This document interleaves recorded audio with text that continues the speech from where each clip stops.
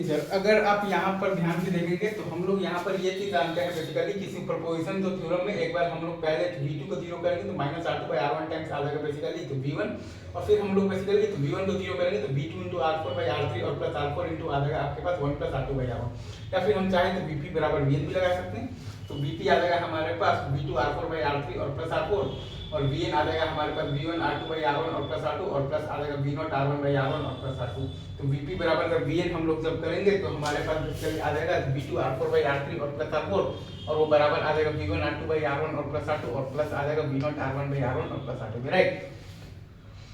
तो यहाँ से भी आप सॉल्व जब आप करेंगे तो v0 का आपके पास बेसिकली सेम ही रिजल्ट आएगा, और वो आपके पास तो ये आएगा कि minus R two by R one times v1 और प्लस आ जाएगा v2 times r4 by r3 और plus r4 into 1 plus r2 और बाई r1। तो हम ये जानते हैं कि VCM आता है हमारे पास v1 पर v2 बाई 2 और VDM आता है हमारे पास बेसिकली क्या आता है तो v2 माइनस v1। तो v1 को हम लिख सकते हैं VCM माइनस VDM बाई 2 और v2 को हम लोग लिख सकते हैं VCM और प्लस VDM बाई 2। तो ये एक्सप्रेशन आपका बन जाएगा basically v0 equal to ACM into VCM plus ADM into आ जाएगा बेसिकली तो VDM। वहाँ से आप चाहें तो ACM और ADM निकाल सकते हैं। हम जानते हैं कि अगर R2 बाई R1 बराबर होता है R4 बाई R3 के, तो ये सॉल्व करेंगे तो आपके पास बेसिकली R2 बाई R1 आ जाएगा तो v0 बराबर आपके पास आ जाएगा R2 by R1 into v2 minus v1,